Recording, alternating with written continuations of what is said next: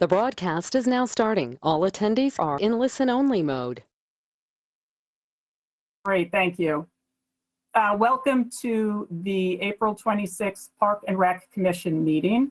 The panelists tonight are Parks and Rec commissioners, and everybody else is a panelist, and you are currently muted, but you will be able to participate.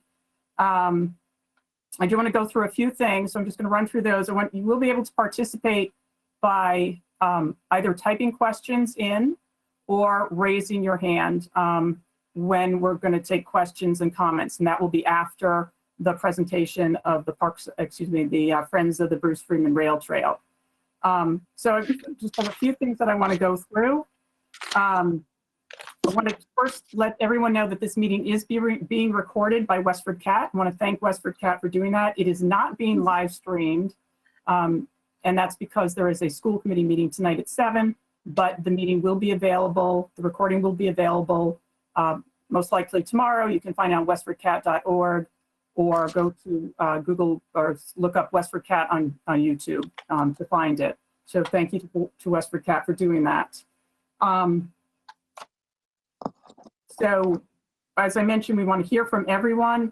We are going to ask that you remain muted, and as I already said, I'll reiterate, and ask any questions in the comment section. We have Jim Duane is on tonight, and Alyssa Ingalls, and they're helping us. So please bear with us with any technical issues. But Alyssa's going to read through the questions and help me with that. You can either put them in the comment section or raise your hand when the time for questions and answers or comments come. So just want to give a little background about why we're holding this meeting. At the last, and I should state, by the way, I'm Christy Bates. I'm the chair of the Park and Rec Commission, and we are meeting to talk specifically about the Go Outdoors temporary art installation that is being run by the Friends of the Bruce Freeman Rail Trail. At our last Park and Rec Commission meeting was held on April 12th, and we unanimously voted to approve the installation. The following day at the select board meeting, there were concerns raised by some abutters about the project, and the select board asked that notification be sent out to all abutters. So there were approximately 170 letters that were mailed out on April 15th, letting them know about tonight's meeting. So that's a little bit of the background there. And the purpose of tonight's meeting is to review the proposal by the Friends of the Bruce Freeman Rail Trail about the Go Outdoors temporary installation. And I just want to remind people this is not a town project. It is being organized by the Friends of the Bruce Freeman Rail Trail. Emily Teller will present tonight, excuse me. And after her presentation, the commission will ask questions. After the our commission is done with any questions that they have, then we'll, at that point, open it up, read the questions that the public may have or concerns. This will be followed by excuse me, by a presentation by Jeff Bentley. He is one of the abutters, and he has submitted a presentation. He'll do a brief presentation, and that will be followed by questions of the commission. And then we'll go back to more questions or concerns from the public. Excuse me.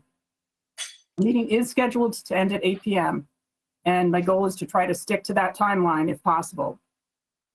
So I also want to reiterate the purpose of this meeting is to hear back specifically on the temporary art installation. I've talked to a couple of butters, I've talked to others. I know there are additional concerns, but this is not the meeting to address those concerns. They're not saying they're not valid. I think that they can be addressed at future meetings. But tonight we specifically want to talk about the art installation, the doors, their location, and any questions that you may have about that. I want to make sure that everybody's clear on what's going in, when it's going in, and how it's going in. I think I've covered everything. I hope so. With that, I'm going to turn it over to Emily Teller from Friends of the Bruce Freeman Rail Trail for her presentation. Thank you, Christy. My name's Emily Teller, and I've lived in Westford on Texas Road in Parker Village for 38 years. I have been affiliated with the Friends of the Bruce Freeman Rail Trail since 2004 and on the board as secretary since that time. I would like to mention that Chris Barrett is here on the Parks and Rec Commission. He has been a member of the Friends of the Bruce Freeman Rail Trail for almost as long as I have, and he lives in Parker Village also on the other side of the rail trail from where I live. In the fall of 2019, a group in Concord called the Umbrella Center for the Arts approached the West Concord Cultural Commission about installing art on the rail trail. And one of the members of that commission, Carlene Hempel, is on the board of the Friends, and she brought the proposal to us along with the proponents. This was the inaugural exhibition of doors that the Umbrella Art Center gave to local artists to paint or to do whatever they wanted with them that would be installed on the West Concord section, Phase 2C of the Bruce Freeman Rail Trail. They came to us to tell us about the project and also to ask for some funding to support this inaugural installation. We agreed to that. 12 doors were put up from Commonwealth Avenue all the way over to, I think, almost to the Sudbury town line. And they were received with incredible enthusiasm, appreciation, and enjoyment by the people who rode on that section of the rail trail last spring, summer, and fall. The installation over there was from June into early November. Then once we realized that and had put it in our newsletter for the Friends, it seemed like a pretty fun thing. And I thought, well, maybe we could bring that to Westford. So Chris and I decided that we would try and do that here. I talked to the organizer at the Umbrella, the marketing director, and he agreed that that would be possible to do, that they would love to reuse the doors. And I told them we only had 1.5 miles here, so we wouldn't need as many doors. And he said, well, what we would do is we would ask the Friends to fund the artists restoring the doors, and also to fund, sorry, I have something in my eye, also to fund the installation. We would get new materials for the installation, which would include wooden footings, hex bolts, U-channel, metal materials that go into the ground. And we would pay for the paint and the artists to do that. These are local artists, and some of them did a couple doors, but most of them only did 1 door.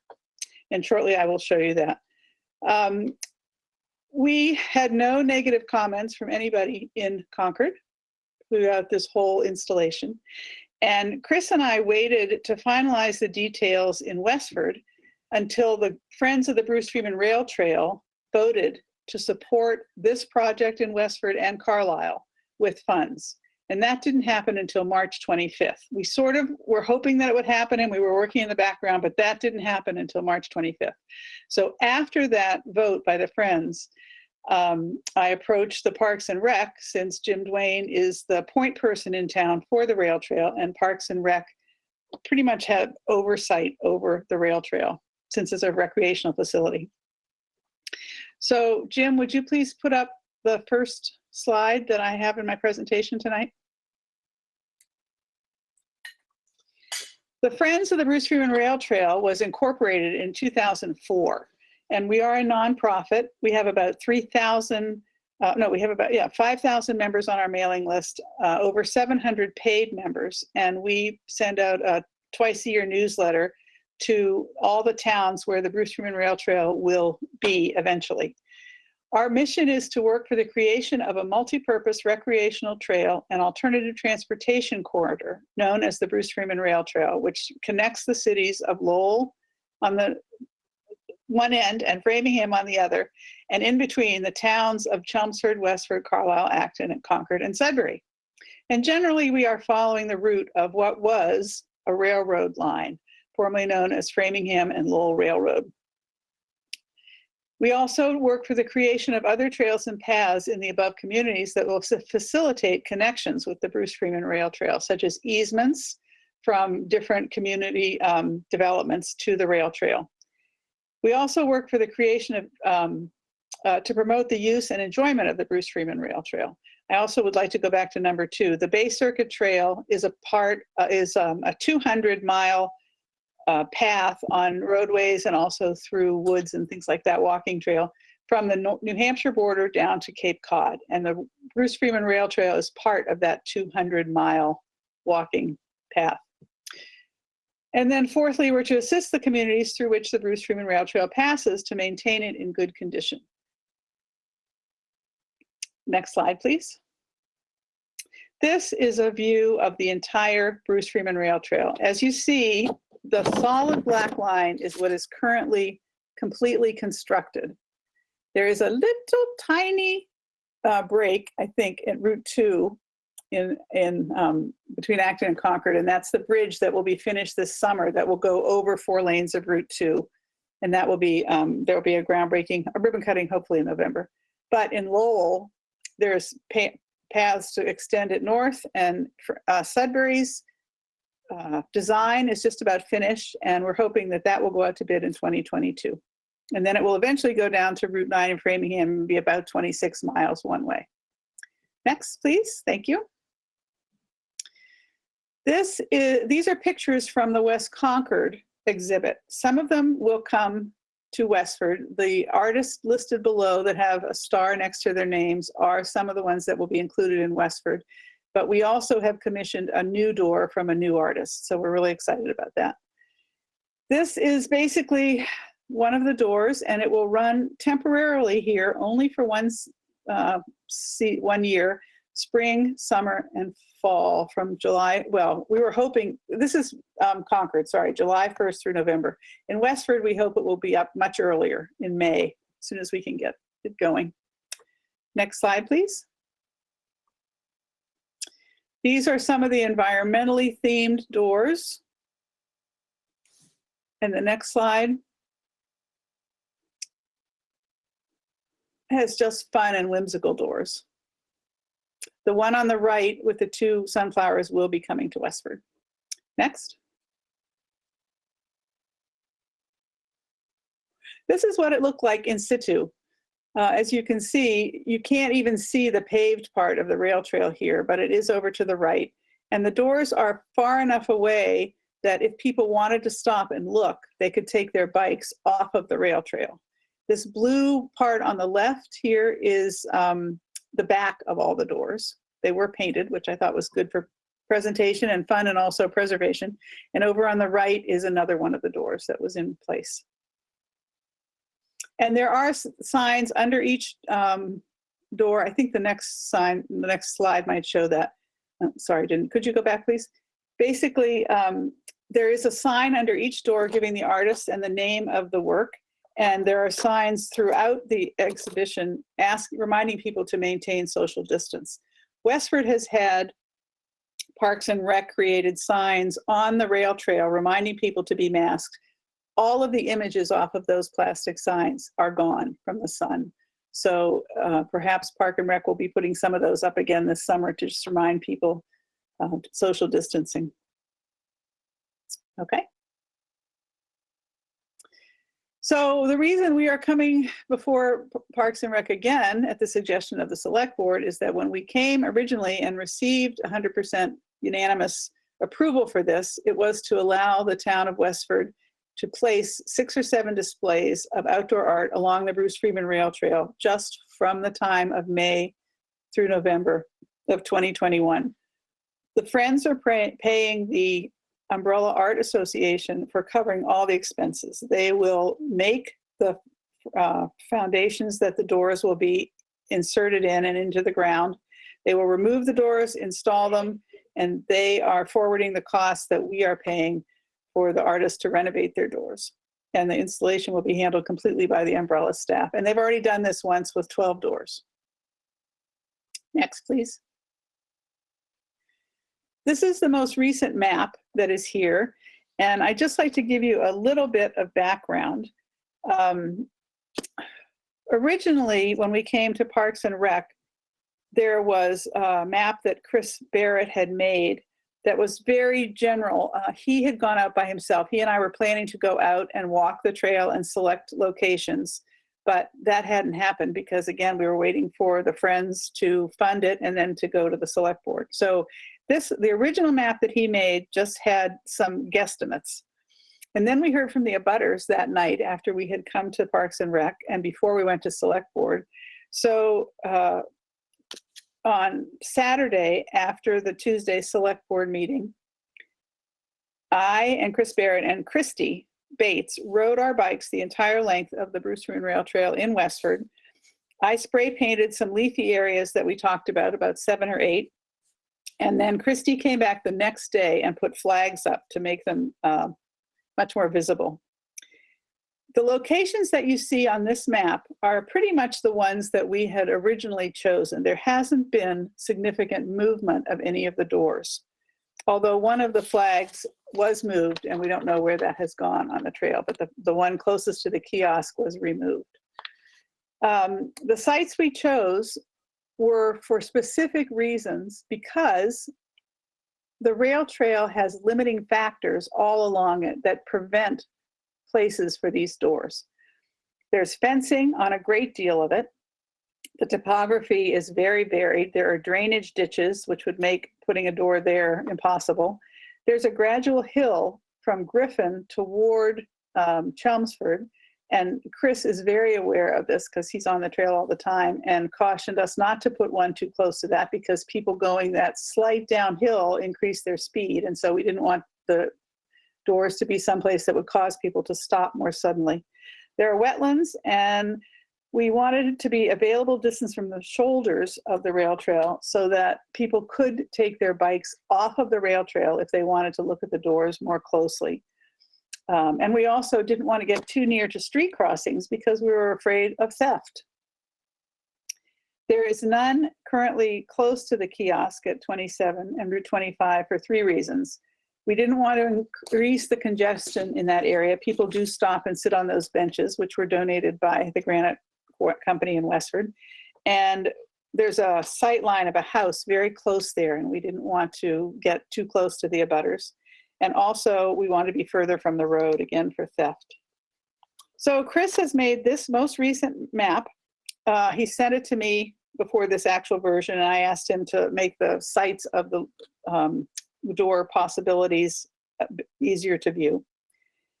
And basically, each of these locations is at least 100 feet from most of the abutting houses. As you see, there are houses on either side. I guess I'd like to start from the left. It's 3 different segments. I don't know if you can clearly see that, but we did have one a little ways up from the bottom where Route 25 goes, 225 goes across the bottom of this map. But that's the one that the flag and brick have been taken. So perhaps that won't be one. Then the other one is across Route 27 up at the top under the BLE if possible. And that is where there are already 2 benches and has a clearing area. So we can put 2 in that area where people have a lot of room to pull off the trail and will not cause any congestion there. And the road basically is next to, rather than a abutter, on the right, and the left-hand abutter is further away and down over a grade. Then the next one by Ashley Place, again, is across 27 from any abutters. And then the one further up is farther away from houses, and that is where the drainage ditch went for a long way from there, so we couldn't get it very much further. And then the last one, there are 2 up by Greenwood's property, Greenwood Road, and they are across the street from the houses, so there is traffic going between them, and they are next to a large field there. And then a little bit further up, the last one is close to Greenwood Road also, and across from 27 from any houses. So I think that is all from my presentation. I would like to just add in general that thousands of people use this resource through the summer, and from all, it's a regional recreational resource. So there are thousands of people who come through Westford from Chelmsford into Acton And once the bridge opens in the fall, but I think this installation will be done by then.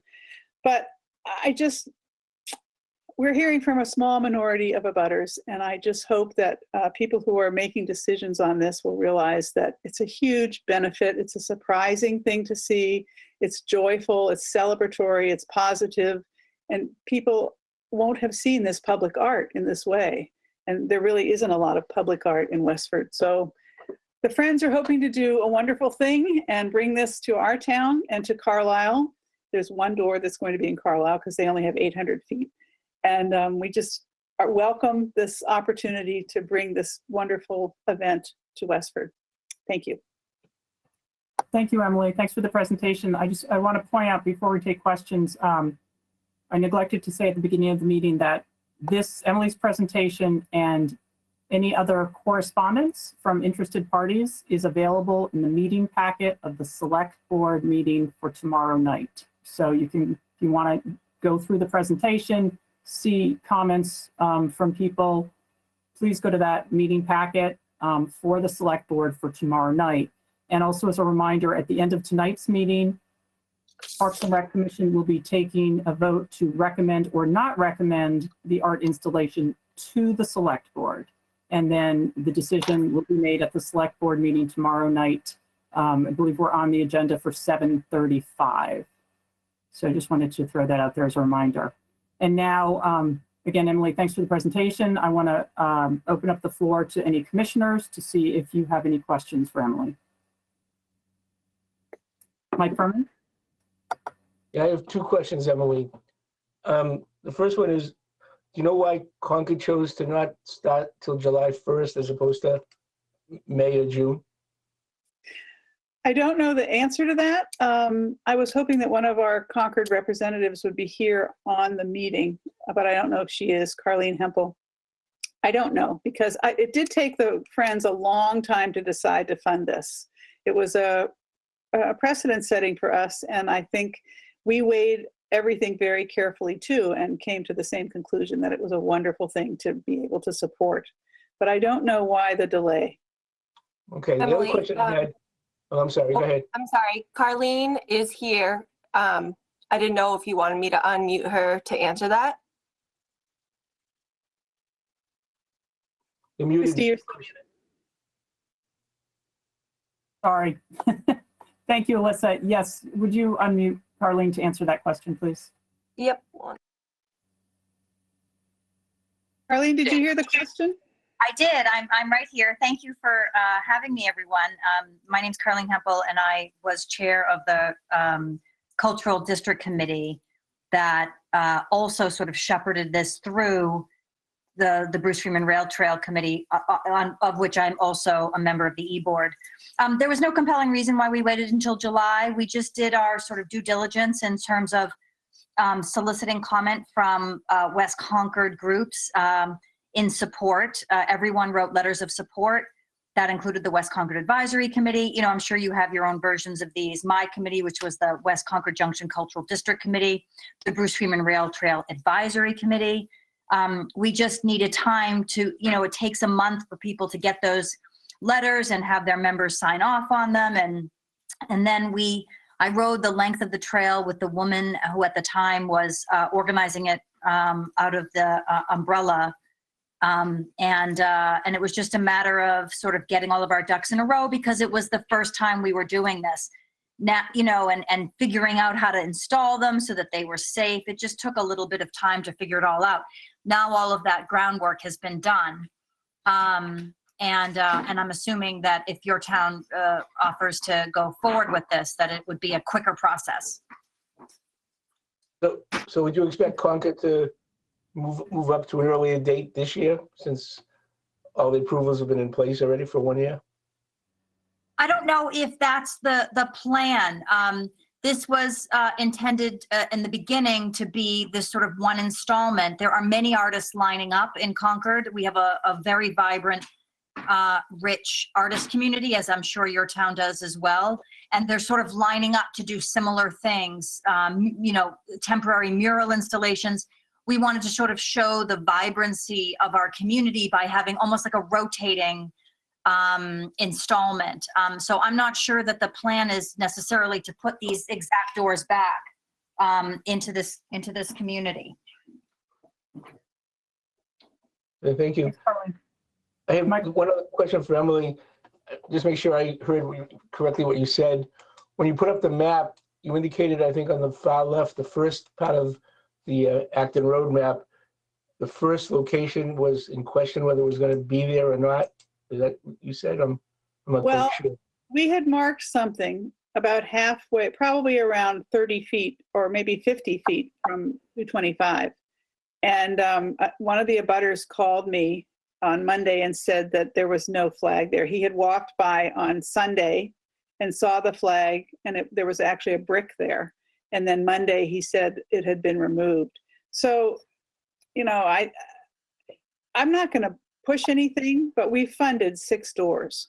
So I would like to put 6 doors. We marked more than that in terms of locations, but we want to be flexible to abutters too. So I would be happy to move that one. I think 2 of the most vocal abutters are near that area, and I would be happy to not put a door there. Okay, thank you. Thanks. Lauren Coffey, did you have a question? I wanted to know, based on the reading that I did from abutters with concerns about, I guess, excess trash and other things, if after the doors had been in Concord, if there were any problems reported. Is that, Carleen, are you still on? I am, and I'm happy to, can you hear me? Yes, thank you. So there's also a sizzle in the background and a puppy at my feet. So please forgive me for any other noises. There truly were, I hand on my heart, there really was no issue. People, the very nature of this trail is sort of the pass by ethos, right? Like people, this wasn't a destination art installment. It wasn't like, you know, we could have, maybe in a different moment, we would have put out literature enticing people to go, but more it was just, oh my goodness, look at what's on this amazing trail. People weren't pilgrimaging to get to these doors. They might have lingered for a minute, but really the nature of it was you're walking by, you're riding by, you're looking at it as you go. And that's why these doors were built this way, that's why they were installed this way. It was just a pass-by sort of event, and that truly people stuck to that. I'm on that trail constantly. I live essentially right off it, and I never saw people congregating. People didn't even slow down. We had enormous feedback about how happy they were to see it, but they just sort of saw it as they were sauntering by. Do you see what I mean? Never did anyone leave that I saw a piece of trash or anyone complain about a piece of trash that was left by it. Thank you. I had a person from Jennifer Drive who lives close to the rail trail and goes on multiple times and asked about congestion earlier, but they totally supported the idea of having beautiful art to walk past through, you know, this sort of lockdown for the last year. They've enjoyed being so close to the rail trail, and we're looking forward to seeing something. So thank you. I think it's very helpful to get perspectives of what realistically is happening with the installment. Good. I'm so glad to be helpful. Thank you. Thanks, Carleen. Thanks, Lauren. Any other questions from the commissioners? May I ask one of Carleen, please? Sure, go ahead, Emily. Carleen, what was the communication with or from abutters? Did the Umbrella or the Cultural District Committee reach out to any abutters beforehand, any residential abutters? I'm not sure about that, Emily. I think I'd be guessing if I asked. We certainly didn't. The Cultural Committee didn't. Perhaps the town wrote a letter to abutters, but I just don't know the answer to that. I think because this was going to be put into the right of way, I'm not sure the town thought might, again, I'm speaking a little bit out of school here, but because it was going to be put in the right of way of the rail trail, I'm not sure the town, even notified the abutters, but maybe it did. Okay, thank you. Thanks, Christy. All right. So it looks like no more questions from the commission. So I want to now go to the public with questions, and I'm going to, Alyssa, ask for your help with that. I do think we have some questions that are in writing. If I can find them. If you can't, I'm happy to read them too. Yeah, actually, if you could start, and then I'll probably catch up. So Emily, during your presentation, Brian Sked asked if the same location map that you had shown on your presentation was the one that was distributed with the letter and the notice to abutters. You're muted, Emily. Samantha Gray, who is in Jody Ross's office, could not get the map that Chris had shown at the select board meeting to print. So she ended up creating one that had essentially the same locations, but it wasn't the identical map. All of the maps that we've had have essentially the same locations. Because I'm sorry. Thank you. I'm sorry, my dog is barking. Alyssa, I can jump in here and read the questions. Okay, thank you. You're welcome. So that was a question from Brian Sked. The next comment was from Charlene identifying that she was here on the meeting. I don't think that that requires any additional input. And then there's a comment from Barbara Pike indicating the installation was delayed in Concord due to COVID and the health department. And again, I don't think that's a question. I think it was just adding to the conversation at the time we were discussing the Concord section of the trail. And then there's a comment from Alex McGee that says, I think the trail is a great resource like the Friends of Bruce Freeman Rail Trail. Just because thousands of people use the trail daily does not mean our concerns as abutters should not be at least heard and considered. Is there any formal process that the Friends or the town takes when these kinds of proposals come forward to notify abutters and gather their input? Do the Friends and the Park Commission think there is value in formalizing this kind of process? Again, that was from Alex McGee. Thanks, Jim. I'm going to actually take a stab at that question. It is my understanding that currently there is not an official policy. And as far as notification, it came out of the select board meeting that we notify butters. I do think that it is a policy or communication should be considered. Again, not at tonight's meeting, but I do think it's a valid point that should be considered at a future meeting. Emily?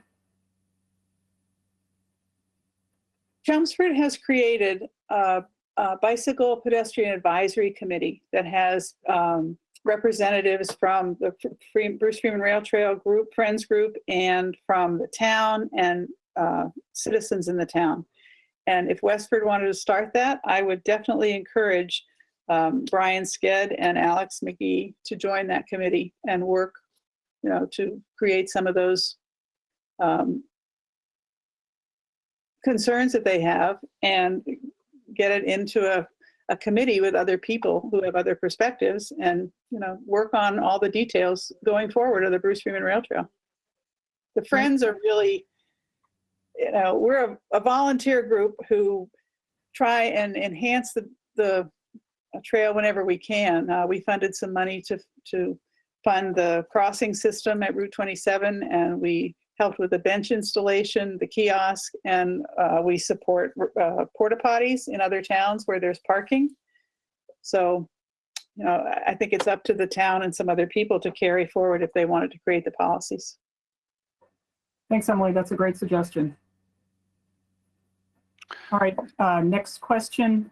The next question came from Heather Fitzpatrick, and it is, are the foundations permanent or will they be removed in November? And Emily, you've addressed that, but go ahead and. They'll be removed. They're temporary. They are temporary and they will be removed.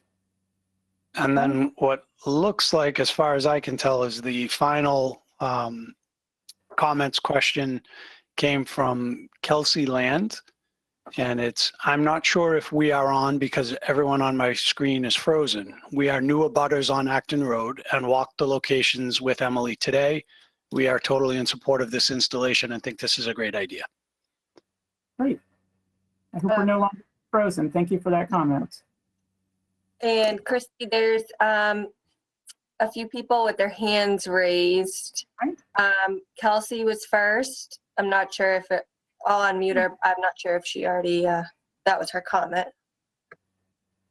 Well, why don't we go ahead in order? Alyssa, if you can unmute them in order and just, Kelsey's unmuted. just tell us who you are, please. Are we unmuted? Yep. Oh, because you guys are still all frozen on my screen, so I can't tell I can't tell what's going on. But yes, thank you. Yeah, we just moved here in August of last year, and we very much love the rail trail behind us, and looked at the locations, and they seemed like really good locations to us, and like I said, we're very supportive, and I think the outreach has been nice, that folks have kind of checked to see what we think about that all. Thank you. Thanks for joining the meeting, and hopefully we'll unfreeze. Next, Brian Sked has his hand up, and he is now unmuted. He has to unmute himself. Hi, Brian. Welcome. Looks like he's still muted. I'm not sure if he's going to unmute himself or not.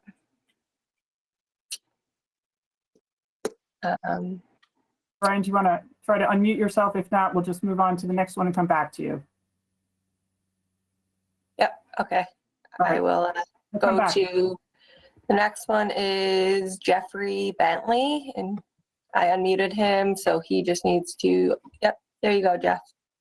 Great. I'm wondering if someone from Concord could characterize the location of the artwork relative to residential properties.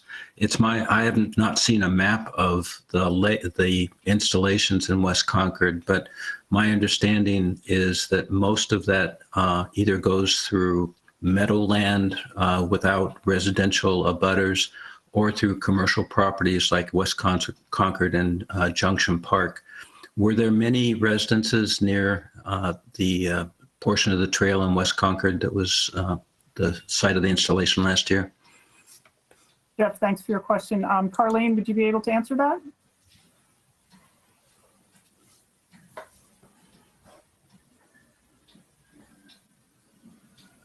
Alyssa, do we need to unmute Carlene? Oh, she's unmute. She just needs to unmute herself. Caroline, if you're there, if you could unmute yourself, and we appreciate you being here to answer those questions.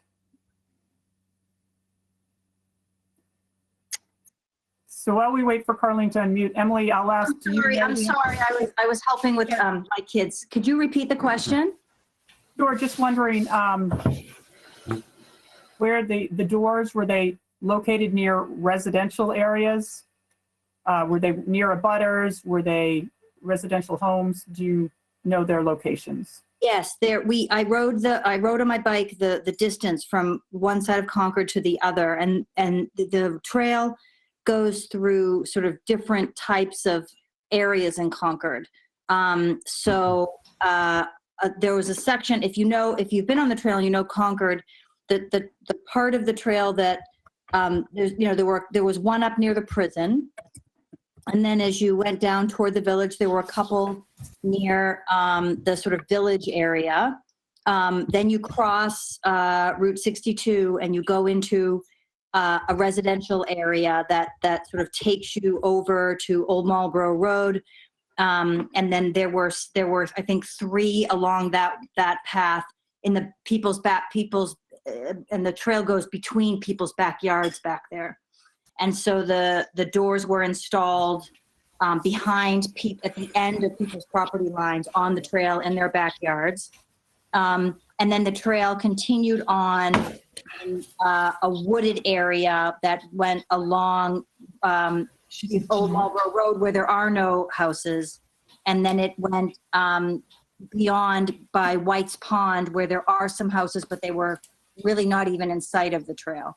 So there was one section between Route 62 and Old Marlborough Road where there are houses where people live, and there were probably 3 or 4 doors immediately behind people's houses there. Thank you. Did you remute yourself? All right, Alyssa, is there another question? And thank you, Jeff, for your question. Yep, Sarah has her hand up. Hold on one sec, let me unmute her. Okay, Sarah, you can there you go. Hi, how are you? My name is Sarah Chimaluski. I live at 17 Shelley Lane in Westford. I'm a property abutter on the Bruce Freeman Rail Trail. But on a separate topic, my sister lives in Concord, and her apartment is, she could see 2 art installations from her balcony. They were within 100 feet of the apartment building, and it was not, she is on the trail very frequently and never saw congestion or other issues as a result of the art installations. I just wanted to make a comment specifically to that question because of my sister and not really to me being a property abutter, but I thought it was pertinent. Thank you. Thanks. All right. I don't see anyone else with their hands raised.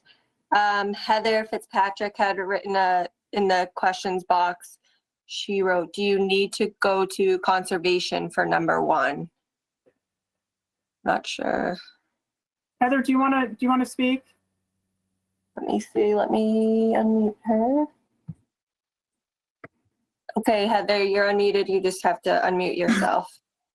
Hi, this is Heather Fitzpatrick. I looked at the map with the wetland overlays, so I'm wondering if you had to go to conservation for actually any of them, but it looks like one specifically might be in the wetland zone. Emily, No, you want to? I think when the rail trail was built, the construction obviously had to pass the different boards in town, but because it's a disturbed area, that they sort of, because of the railroad, they figure it's disturbed anyway, and so this is only topical. This doesn't really, and it's temporary, so I don't believe so. Thanks, Heather. Thanks, Emily. Any other questions at this moment? Any other hands raised? If not, we'll go to Jeff Bentley's presentation. Michelle just asked in the questions box. She wrote, I'm an abutter on Route 27 and fully support this. I hope that the number 1 flag, Route 225 Junction, is considered. I look forward to seeing art from local artists on the trail and hope the installations will change several times over the year. Brian Sked said, having trouble unmuting, so the current location map is not the same as the one circulated. That's what his question is. All right, I'm just gonna, Michelle, thank you for your comment. And hope the installation will change several times over the year. And I just want to address that. Emily, this is, once it's in, it's not going to change until it's removed. Is that correct? No, there will be no changes. And it will be removed. It's only intended to be temporary. Okay. And you did address it, but if you could just clarify again, the current location map, the one that was sent to the abutters is slightly different, but it is very, you said it was it's very close to what was in your current presentation. Yeah, the locations are essentially the same. And I just want to point out, if someone has questions about the specific locations that they see on the map tonight, if you could, please bring that up, because that's what we want to address here too. Is there any specific issues with any of the locations? Feel free to raise your hand. And Brian, I'm sorry that you can't unmute, but keep trying and we'll hopefully get to your question later. But I guess I'll take this time now. Alyssa, do you have the presentation by Jeff, and do you want to unmute Jeff Bentley? No, it's Brian Skeds. Oh yeah, it is Jeff Bentley. Sorry. Yeah. But Brian can't unmute. So Jim has it, so he's going to present it, but I will unmute Jeff.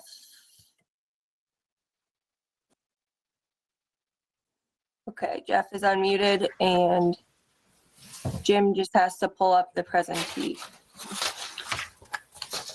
There we go. Thank you. My name's Jeff Bentley. I live at 20 Landmark Road. As was pointed out, I'm an abutter to the rail trail, and would like to offer a few comments. Christy has outlined a limited scope for this meeting, and so I will try to relate my comments to that limited scope. I do believe that there's a much broader set of issues that need to be dealt with, and I wish we were dealing with them real time, but we're not. So I'll try and stick within the parameters that Christy had laid out. If you go to the next slide, there are, as we heard, 187 letters sent out to formal abutters. There's, by my count, around 30 properties that physically border the small section of trail in Westford. And for that small section, I think that's not a minority. That's a significant group of people.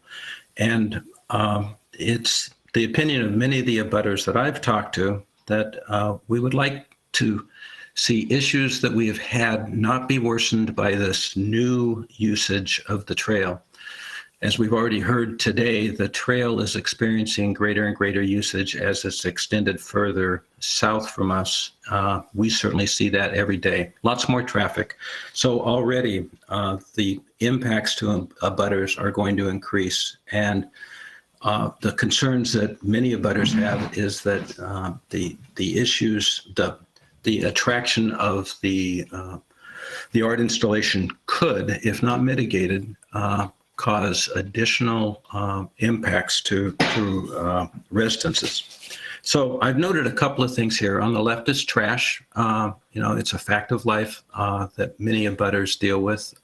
These happen to be Bruce Freeman, Friends of Bruce Freeman leaflets that were scattered about down by the trail, unfortunately. And mitigation of the litter has always been an issue for us. We end up cleaning up a lot, as do a lot of others. And I would like to say that in the short presentation, I will mention a couple of things that about the Friends and their performance in this process and in other processes. Not because I don't think the Friends are not a well-intentioned and great organization.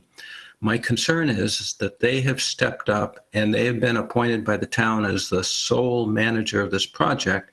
So their performance, in my view, bears directly on the success of this project. The town has stated they are bystanders to this process, and that concerns me greatly, but this is a project that's being run by the Friends from soup to nuts, from siting all the way to decommissioning at the other end. And so their performance, I think, is a valid concern as it relates to other aspects. And that brings me to the second point, just to note that in Hart Pond, there's an art installation on a fence. The picture shown there, it's a Friends of Bruce Freeman Rail Trail art installation. And it's held up with baling wire. It was, I don't know when it was put in, but over the winter, the baling wire failed and it fell down. And it's now propped up by a stick. And so this is not the kind of practice that we would expect. And I've heard tonight that the actual installation is going to be outsourced to the umbrella group.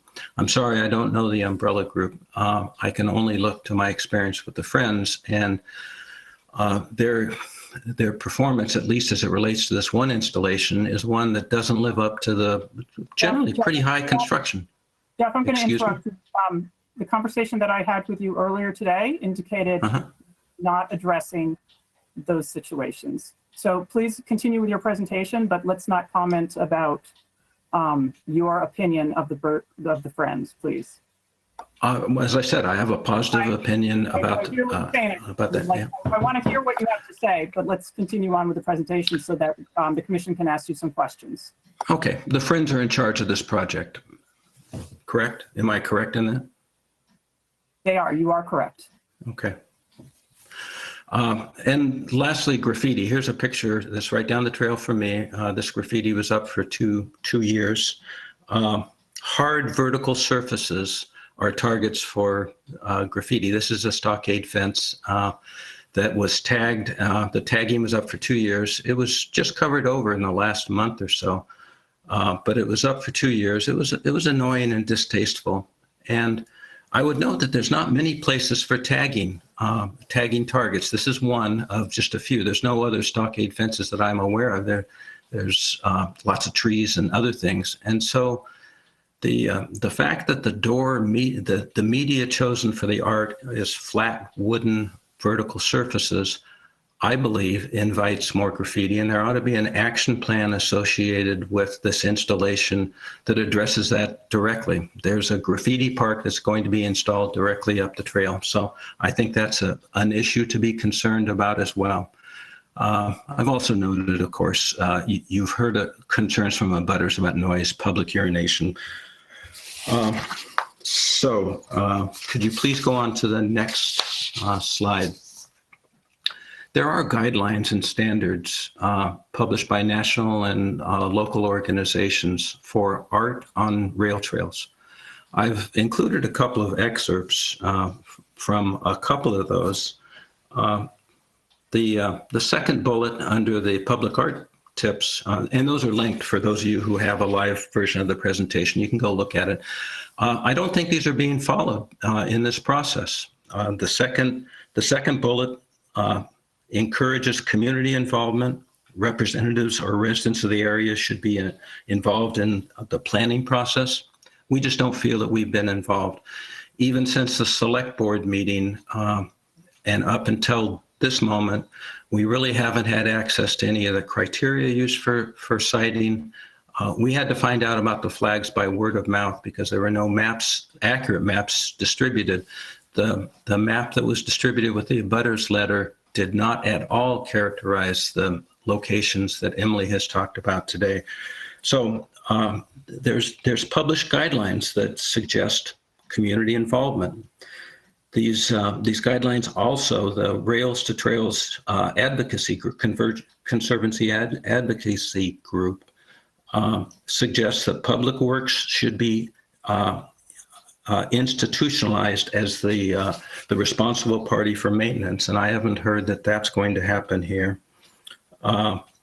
They also suggest that viewing the art without obstructing movement is very important, and they suggest clustering artwork at the trailhead. And I've heard tonight that because of concerns for damage to the art, to the doors, they won't be located near kiosks, even though the kiosks have been there for some time and don't appear to have suffered any damage. So I don't quite understand why kiosks and trailheads are problematic from a siting standpoint.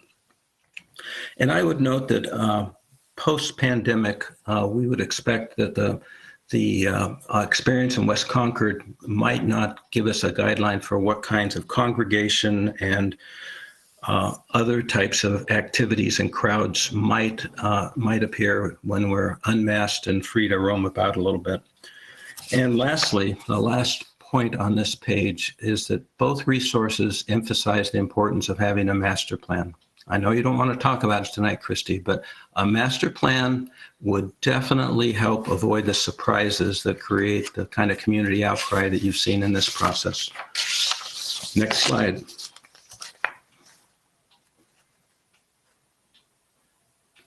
So at one point in time, in one of the several maps that have been circulated, there was a sighting down at 27 and 225.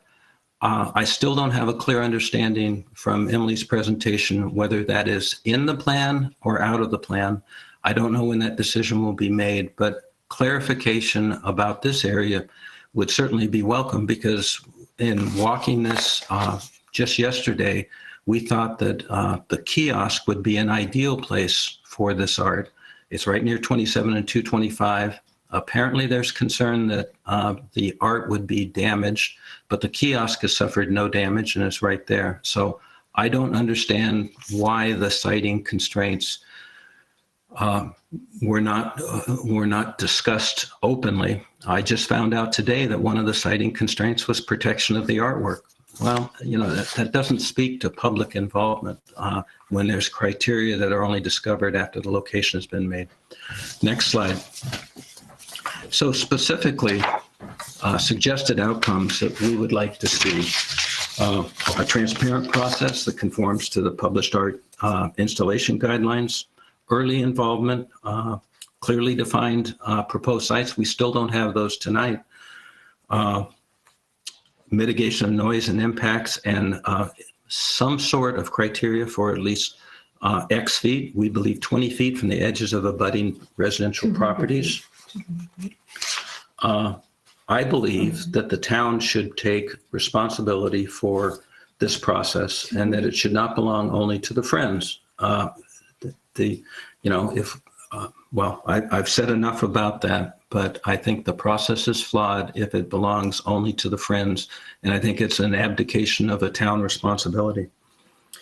We need a commitment to immediately clean up graffiti and some clear point of contact. Christy, when you and I were talking today, you pointed out that there's clear contacts listed by the Friends in their newsletter, and that contact leads to your office or the Parks and Recreation number. So we need a clear contact from someone who's responsible. Also, I'd suggest a mid-project review in July at the Parks and Recs. Why don't we just have a sit down and say, how's it going? I think that would be a great time to share experiences, good things, bad things, mid-course corrections. And then lastly, a master plan would be something that would help us avoid these kinds of surprises in the future. So I'm sorry my comments were limited only to the scope that Christy has mandated here. There's lots more to discuss, but that's it for today. Thank you. Thank you for the opportunity to address. Thank you, Jeff. Thank you for the presentation and for limiting it. I would like to give, I don't know if that's me. Sorry, there's feedback. To give the commission now an opportunity to ask questions specific to your presentation. So Jeff, if you could stay unmuted too. And some of those questions might be you, Jeff. I'm Jeff, sorry, I can't unmute. Jeff, you need to mute yourself until it's time to talk. Add a back noise from Jeff. All right, can everybody hear me now? Okay. So Okay, Christy, I can hear you now. Okay, great. Thanks, Jeff. Does the commission have any questions for Jeff or for Emily regarding issues that Jeff brought up? Mike Freeman? Yeah, I have a comment, actually two comments regarding Jeff's presentation.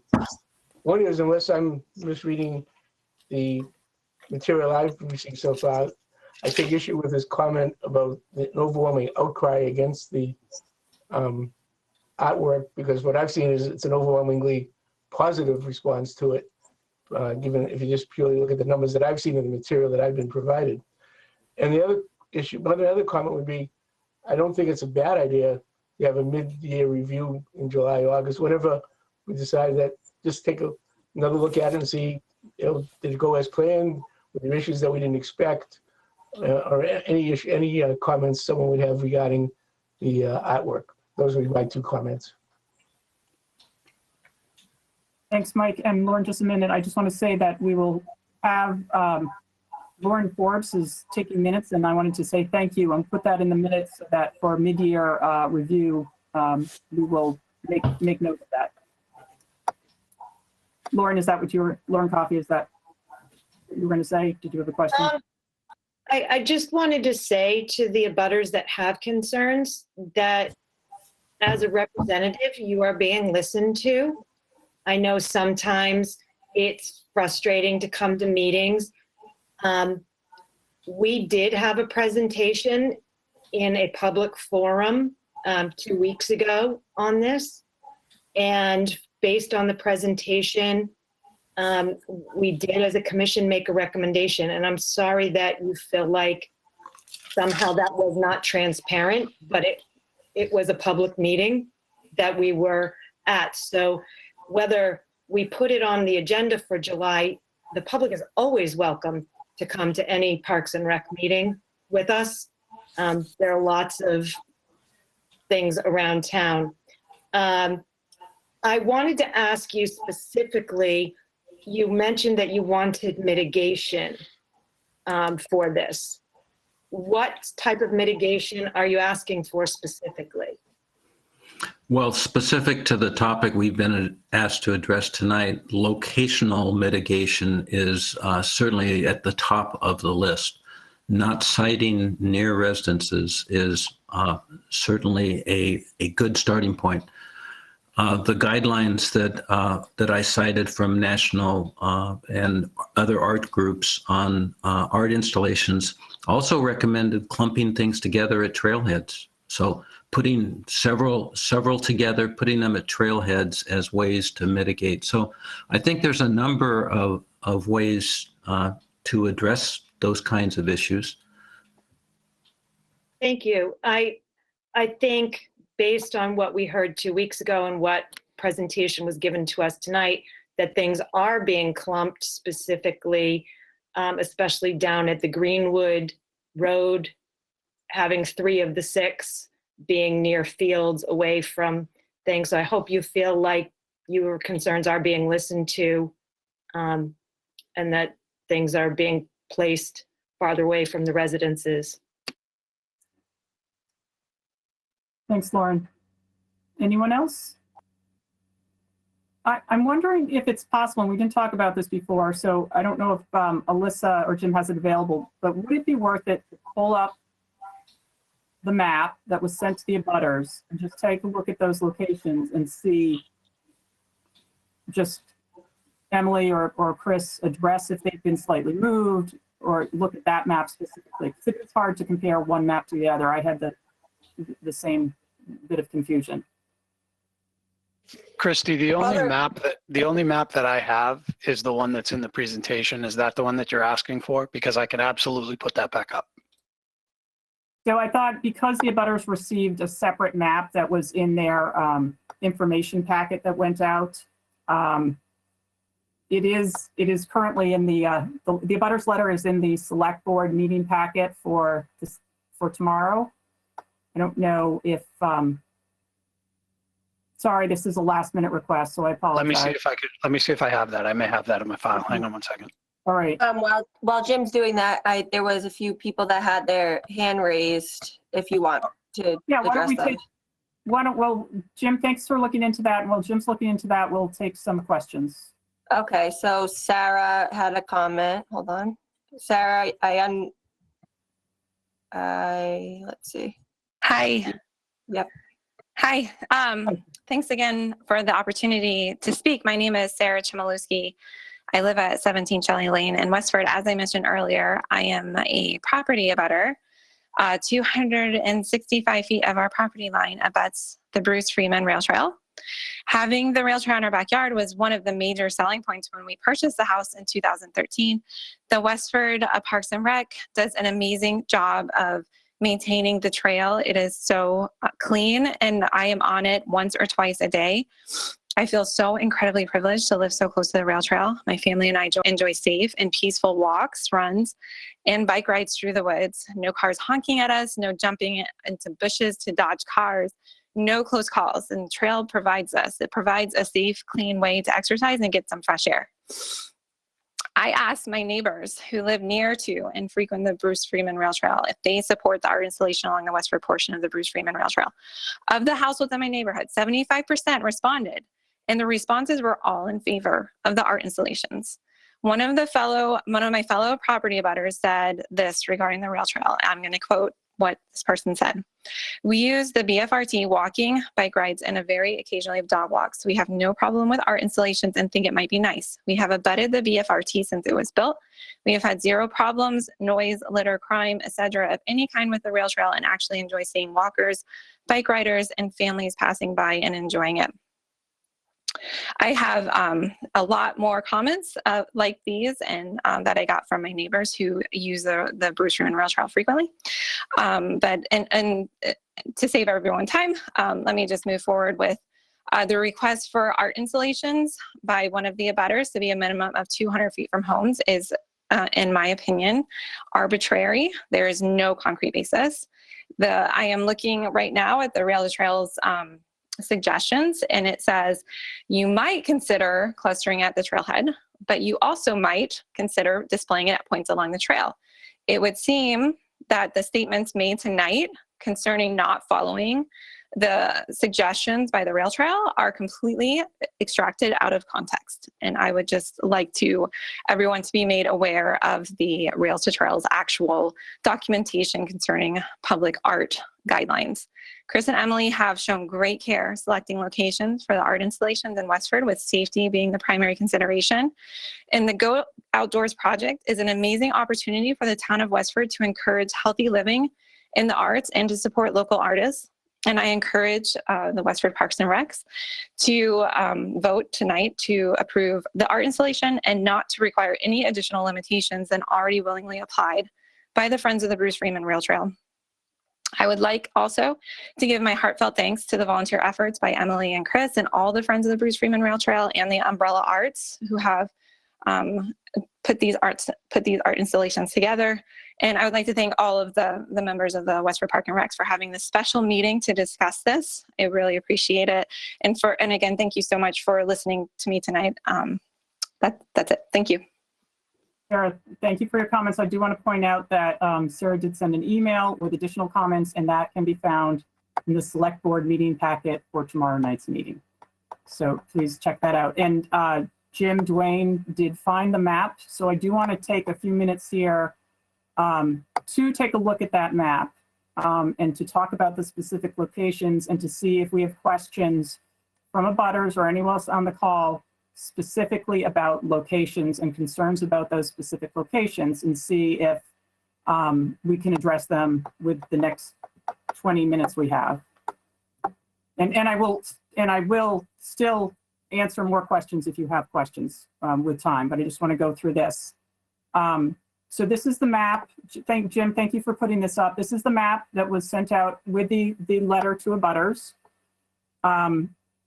And Emily or Chris, I know I'm putting you on the spot a little bit, but can you talk to this and how it might have changed? Chris, do you want to do that? Yeah. Thank you. Yeah. Thank you, Christy. I'll take that. So this is fairly accurate to our original suggestions with the exception of bullet 2. That is a little too far north. It would have been closer to where bullet 1 is currently located. With the exception of that, most of the other locations indicated on this map are consistent with the other maps that have been drawn to date. Those are the ones that were presented to the select board, as well as the one that is included in the presentation you saw this evening.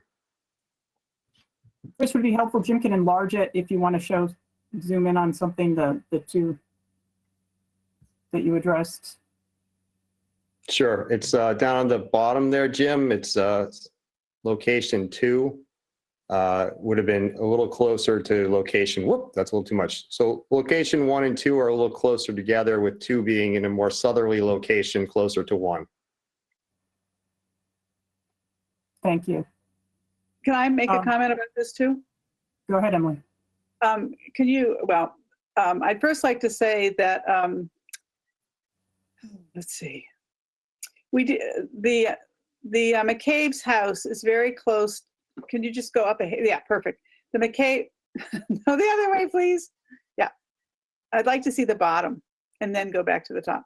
The McCabe's house is that little tiny white blue dot down toward 225. And we didn't want to put anything by the kiosk because that's essentially where their house is. And they have been wonderful abutters. When that trail was first built, they put out cold water for people and they were just fabulous. But we decided not to put anything near the kiosks.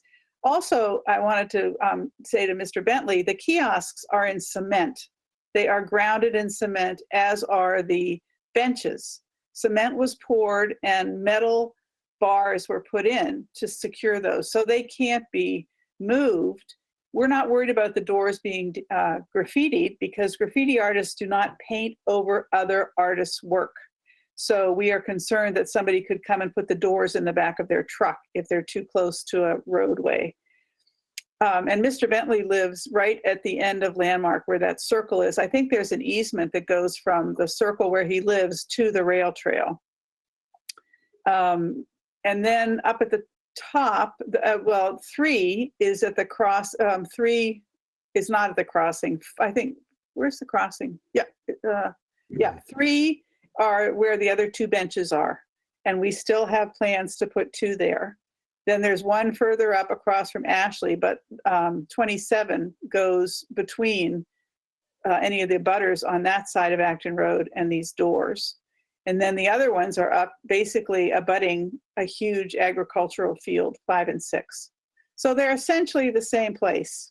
I considered saying that we would not put any in number 2 because if Mr. Bentley felt that was too close to his house, that's fine. But if we had 200 feet between every door, we couldn't put any doors on with 200 feet. Most of the doors are at least 100 feet away from houses, and if 200 feet were the limitations, there would be no art installation. Let's see, I think that's all I want to say in response to his presentation. Thanks, Emily. So I just like to ask now if anyone on this at this meeting has questions about the specific locations that were just reviewed. Chrissy, there's a few questions about locations. Go ahead. Brian Sked said that he thought both 1 and 2 are considerably further south than what they're showing, I guess. Well, we don't have a location for 1 because the flag was taken up. And I didn't see, when I walked today, I walked all the way to kiosk and I didn't see any flags except up at number 3. So I don't know why the flags are gone from 1 and 2, but they aren't there. We'd like to put something in the area. Okay. Kevin Holman said in the presentation shared tonight, there is a proposed site between site 4 of the map sent to abutters and Griffin Road. Is this still under consideration? Yes, that's the same location. So it's directly opposite the path that comes out from Ashley Road. That's where we're considering to site one of the doors, and that's located as number 4 on this map here, and it was also in the presentation this evening that Emily gave. And Griffin Road is up by Sleigh Road. Griffin Road goes to the left and Sleigh Road goes to the right. So it's pretty far away from number 4. And then, just to clarify, this is the map that was sent out in the abutters notice. Sorry, go ahead, Alyssa. Thank you. Yep.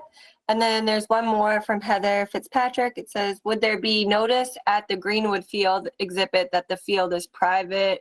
I see people from the trail in the field from my house, and I believe he grows crops. It's not in the field. It's off of the shoulder, which is stone dust. It's off of the shoulder, but it's still in the right of way. It's not on Greenwood property at all. The right of way actually extends 60 feet on either side of the center line of the rail trail. And then there's another comment from Brian Sked. He said, I saw flags yesterday and I can confirm that they are not as shown and are directly behind number 2 landmark and are 30 feet apart. I don't think we. No, Emily, that is correct. Yes, it is not directly behind 2 landmark. It's on the property line between 2 landmark and the property at 187 Carlisle Road, which it's both of those doors are located over 130 feet from the property on 2 landmark road. Kevin Holman has his hand raised, so I'm going to unmute him. Kevin, you can unmute yourself. Hi, this is Kevin. Can everyone hear me? Hi, Kevin. Hi. Yeah, actually, if you see the comments, I just put in some clarification in the chat box. So there was 2 sites I was looking for clarification on that we were discussing earlier. The one labeled as Site 4 in the map that was sent out to the abutters is, I think, the one in the same that's adjacent to Ashley Place that was on the map, shared in tonight's presentation. In tonight's presentation, there's a second site north of 4, south of Griffin Road, that it looks like it's roughly across from Ann Teresa, that I do not see on the map sent out to the abutters. So that's the one I was asking if that was still in consideration. That is not a proposed location. Okay. Yep. So the proposed locations are not the ones that were shared in the presentation tonight? They are. If we can bring up that other presentation, maybe that will help clarify things. So why don't we bring up the original presentation so we can look at that? Yeah, it's basically there's 2 dots in the center column of the 3 segments shown, and I'm looking at the upper one of the 2 sites in the middle section. Here it comes. Thank you. Thank you. Dwayne.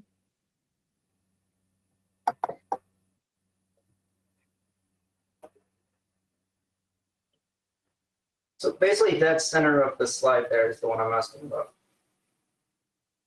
Yeah. Is it possible to enlarge? Thank you very much.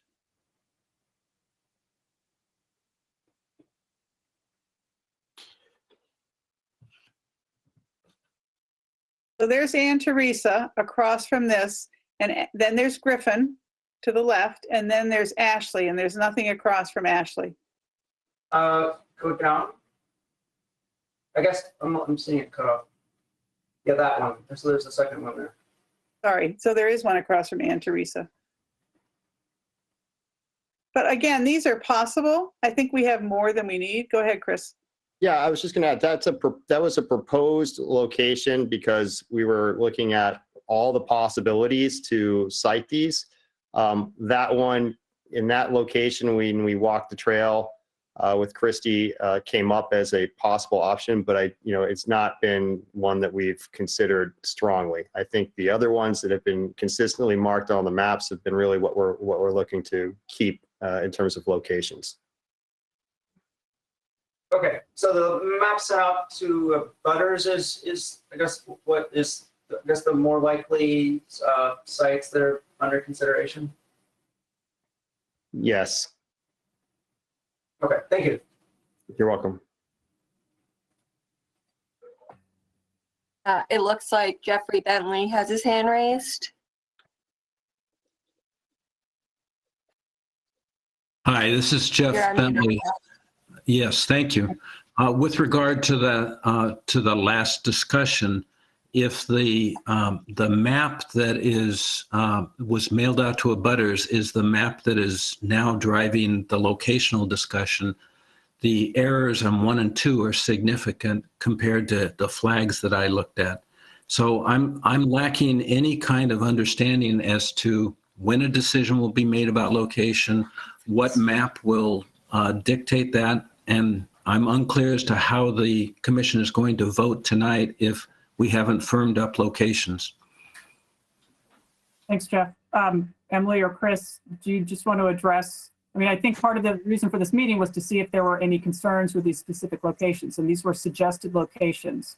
So do you have an answer for Jeff's question as far as when you will decide on those locations, when the decision will be made for those locations? Can you back the enlargement up, Jim, so we can see the whole McGegas, please? Okay, that's good. Thank you.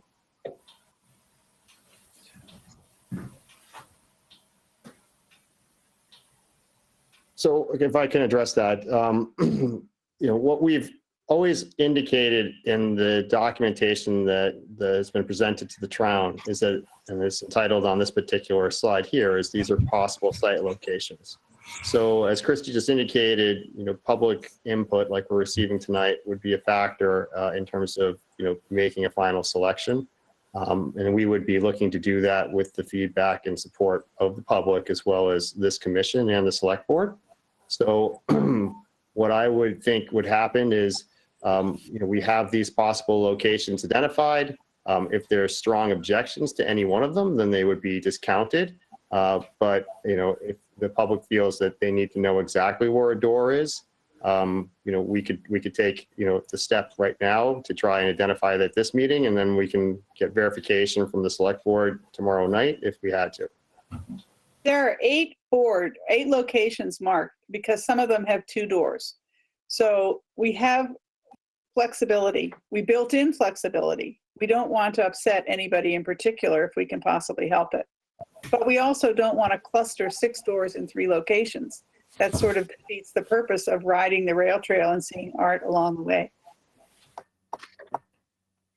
So I guess I will ask if there are concerns about specific locations, and also to answer Jeff's question, I would think that the motion tonight is to approve or to recommend or not recommend the Go Outdoors project, not with the specific site locations in place, but to be determined based on suggested site locations.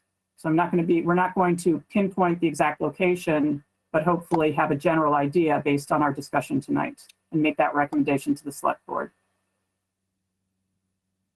If that made any sense. It would be nice if somebody had a specific concern with a specific placement to air that tonight, so that everybody involved in this project, especially Parks and Rec, and me and Chris, know what the concerns are and can take that into consideration. That's the whole point of tonight's meeting. So either people have a problem with the location or they don't speak up tonight. I think it's unfair to have people speak up tomorrow night who were here and didn't speak up about that tonight. So it looks like we have someone with a specific issue. So Mark Souza said, we live at 18 Acton Road and walk the trail frequently. The sites for doors 1 and 2 are directly across the street from our house, and we would appreciate another location. Could you please tell me who that was so that I can get in touch with them too? Mark Souza, 18 Acton Road. Okay. Other than that, just a few people saying they would appreciate exact locations. Brian Sked said 1 and 2 need to be at the 225/27 intersection and not directly behind number 2 landmark. They won't be moved to I don't think they'll be moved to 225. I think that's too risky, too distracting for the drivers. It's not a good location. So maybe we'll just move them further up. But I don't know, maybe we won't have any at that part. Maybe that you won't have any from the crossing of 27 all the way to 225, which would be kind of a shame, but if that's what the abutters in that area want, I know that Sarah on Shelley Lane would be very sad about that. And I think her neighbors would be too. It looks like Jeffrey Bentley has his hand raised again. Go ahead, Jeff.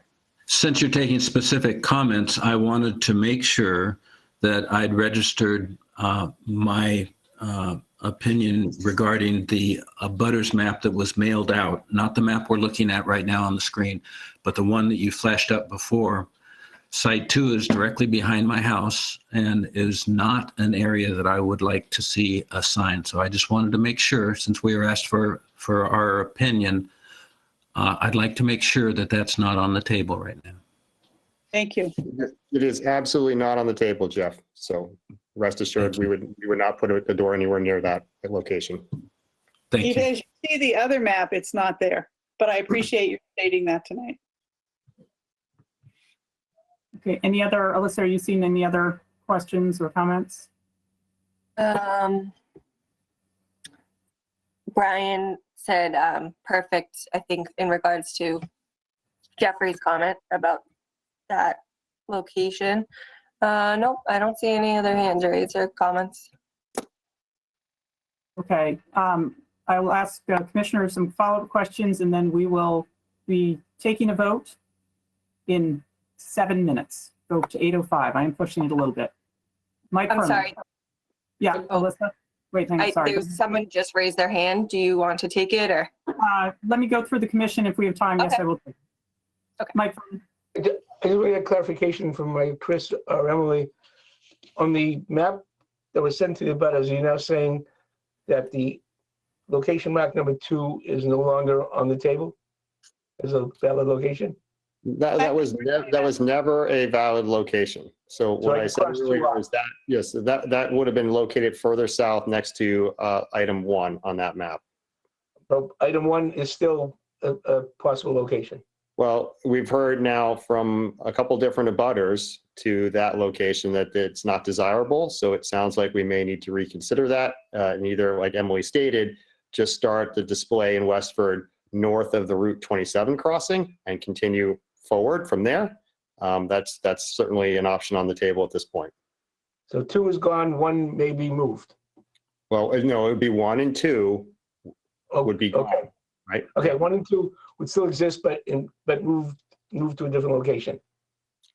Correct. No, we had eight possible locations on the current map that we have. So we still have 6 north of the 27 crossing. Right. I see 7 locations, similarly. Well, the one right across the 27 crossing is 2 doors there. Okay. Okay. Thanks, Michael. Lauren, My copy? my question to Chris and Emily is you have tremendous support from the Shelley Lane community and not support from that southern end. So is there a way to just shift things toward the people who are most interested? Yes. So we have identified at least the number of locations that we need to support the remaining doors for this project in the rail trail corridor that's north of the Acton or Route 27 rail trail crossing.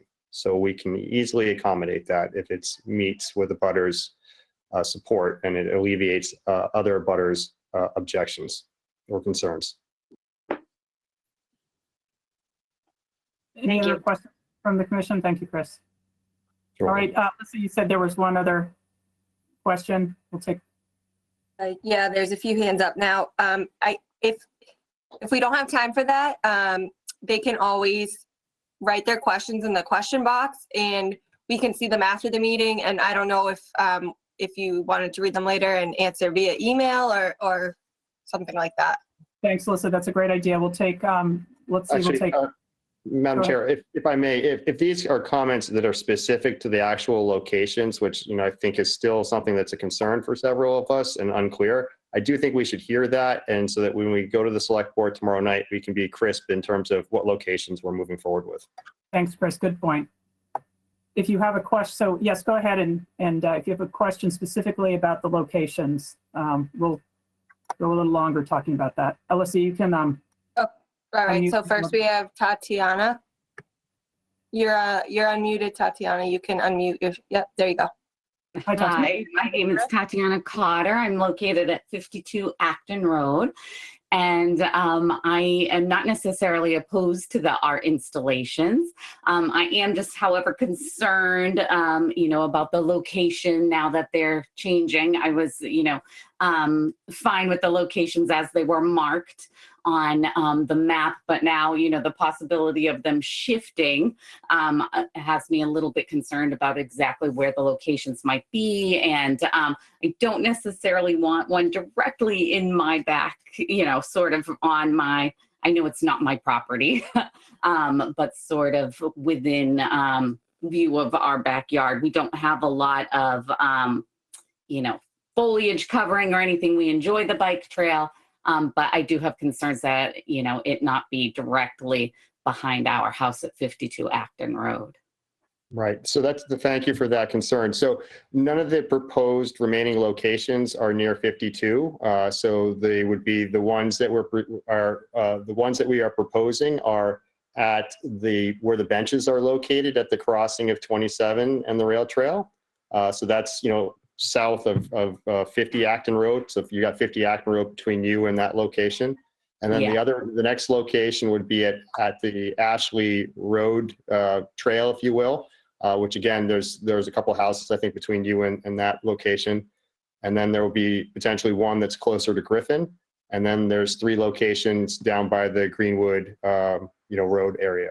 Okay, thank you. I'm trying to listen to both the school committee meeting and this meeting at the same No time. problem. I just wanted to be sure I didn't miss something. Thank you very much. Hey, a passionate Westford citizen, yay. Thank you for your question. And so if they're, right now, we're, Chris and Emily, just to clarify, changing the location means one of the locations that's currently been identified, maybe taking away one or two, but not adding a new location. I think we've agreed to take away number 1 and 2, right, Chris?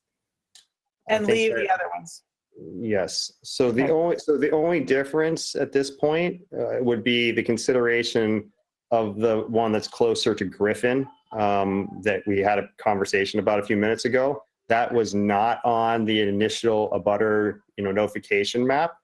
That was a new ad after we walked the trail. So that's the only other one that's sort of new information.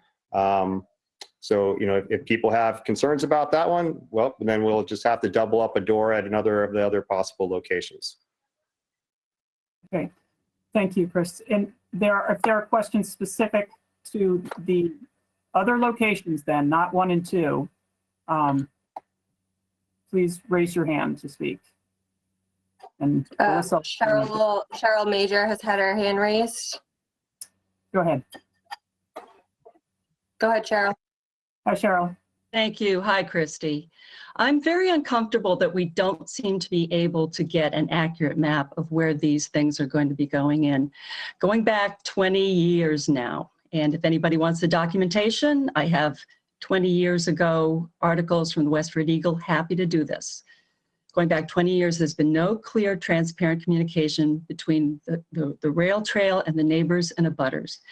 And having talked to most of my neighbors, I know most of us in this area would like to know where these doors will be installed before a vote is taken. And I understand it was popular in Arlington and Newton.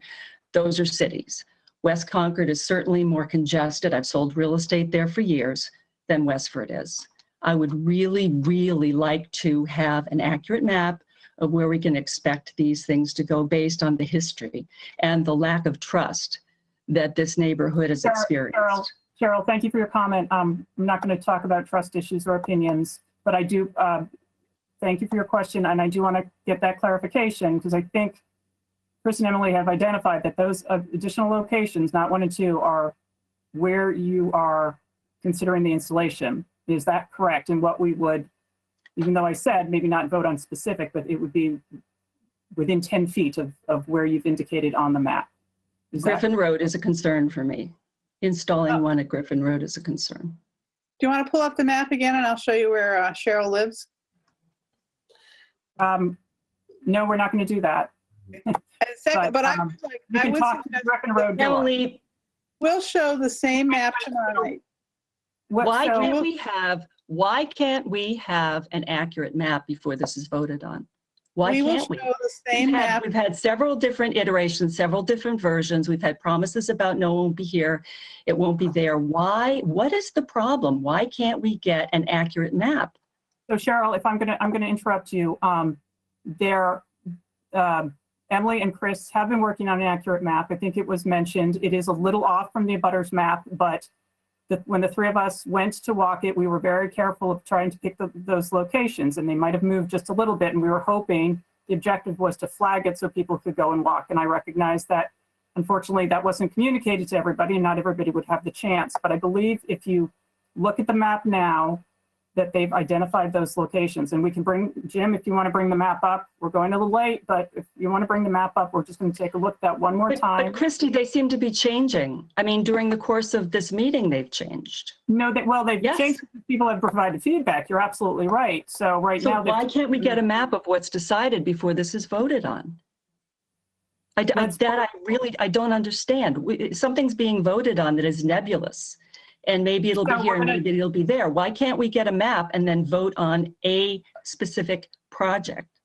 Thanks, Cheryl. We're gonna pull up the map and take a look at it one more time, and then we are going to take a vote. And as Alyssa said at the beginning, if there are any more questions or comments, please put them in the comment section, and we'll either address them and also pass them along to the select board. And a reminder that our vote tonight is a recommendation to the select board. And And at the select board meeting tomorrow night at 7:35, I believe, they're going to be voting on moving forward with this installation. So we're just going to take a quick look at that map one more time. And I'd just like to clarify, Emily and Chris, for the commission, what we're looking at for the installation, for the attachment locations for the installation. Which map am I bringing up? So the map that's attached to the presentation that Emily gave this evening, Jim, please. And I would recommend showing this tomorrow at the select board meeting and telling them that we responded to the abutter comments tonight, and we are not going to put the two that are shown on the far left bottom corner near the kiosk. It isn't really near the kiosk, but behind 2 landmark. The other ones are still in play as far as I'm concerned. And there was a question about, can we go back to Griffin Road? That was a question mark. And That's just the one address- across from Ann Teresa. No, that is not. Sorry, Emily, I hate to clarify that.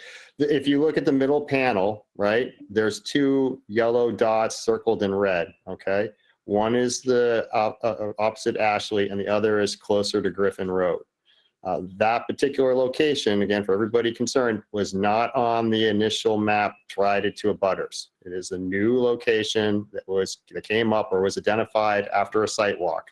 So we've asked the abutters tonight if there's any concerns with that location. We haven't heard any, so that one's still in play. As you pointed out, the only location that's, I think, off the table at this point is the one closer to the Route 225-27 intersection. That's the left panel, if you will, if you're looking at the maps, the left panel at the very bottom of it. I also would like to just make sure that everybody's aware that these are, not permanent. They are designed to be able to be pulled out and moved if we have to. So we've already talked about having a mid-year review. If for some reason we have problems at a location, we can move the door or take it out entirely. So again, we want to be accommodating to all concerned, and I think the public should give this a chance, and we should see how it goes. And we're always here every month having a meeting, and there's always the ability to pick up the phone and call the department directly if there's an issue. And I'll tell you, the department is super responsive to these types of things, and we'll be more than welcome to address any concerns as quickly as possible. Kevin Holman did mention Griffin Road tonight.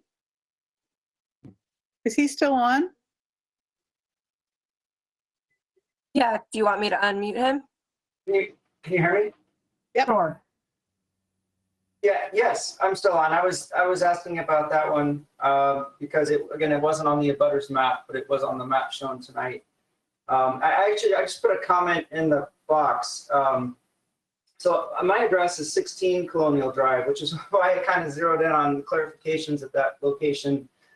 So that's essentially, it's not quite abutting, but there's a thin strip of land between my property and what I'm calling Site 4 across from Ashley Place. And due to topography in that area, there's a hill between adjacent to the bike path. I personally do not have concerns, and I'm a little unfamiliar with the specific topology of the terrain at the further northern site, just south of Griffin. I know that in general that my neighbor there has just expressed some of the same concern we heard tonight of traffic and noise along the trail. I don't think he's on the call tonight, so I just kind of wanted to register the comment that I will be making sure that my neighbor at 14R and my neighbor at 18, which also might be more impacted than the one than I am personally, with the one across from Ashley, are at least aware of the proposed locations. I know we're running a little late. I didn't want to throw a wrench in things. Just wanted to register that comment. Thanks. Thank you for your comment. Okay.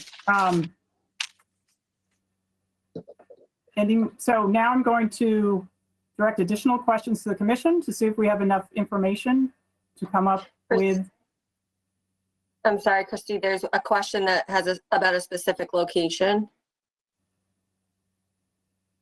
Do you want to take it? Chris? Yes, one more question. This is Okay. the last. They're at 14 Art Colonial. They would like to indicate their concerns of the newer address location near Ann Teresa for additional artwork placement. We are not in agreement with this location. That's all they said. And they have their hand raised, but they don't have a microphone, so they can't, it looks like they can't speak. So I don't know if someone wants to just email them after and listen to their concerns. And that's the new location that that was not on the original. No, it's a different one. No, Okay. no, 14 would be closer to Ann Teresa, I think they just said. Okay. Oh, yeah. All right, thank you. Any more questions? Please submit questions in the chat box and we'll get them before the end of the meeting.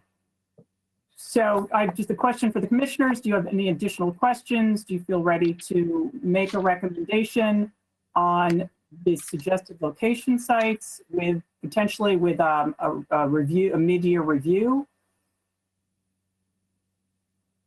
Any questions? Mike Furman? That's not a question. I just want to make sure that whatever we vote on includes, and I think you just said it, a mid-year, July or August agenda item to review the concerns, if there are any, about the locations of the doors or anything to do with tonight's meeting. And also that it does include in the recommendation that sites 1 and 2 are going to be moved. That's, that we vote on. That's included in the vote. Okay. And thank you, Mike. Any other questions or comments? All right, I just want to say thank you to everybody for participating in the meeting. Thank you to Chris and Emily for the overview, and Jeff, thank you for your comments and participation as well. I do think this is, Parks and Rec Commission did support this before. I hear the abutters' concerns. I do think that concern is being taken, and hopefully we've come up to a decent resolution for tonight, although I do recognize that there are still a couple concerns. It's not again for tonight, but I do love Emily's idea about an advisory committee, and I hope that that is further looked into. But that's not for tonight. So would anyone like to make a motion to support the installation of the Go Outdoors project? Mike Furman, with the considerations that you addressed, and then I will take a voice vote. And remember, this is a recommendation to the select board, and the select board will be meeting and discussing this tomorrow night at 7:35. Mike, do you want to make that recommendation? Yeah, I make a recommendation that the committee approves the proposal with the caveats that 1 and 2 will be removed, and there will be a mid-year review or mid-season review, if you will, of the project. I'll second that. There's a second. All right, I'm gonna go around by who I can see and take the vote.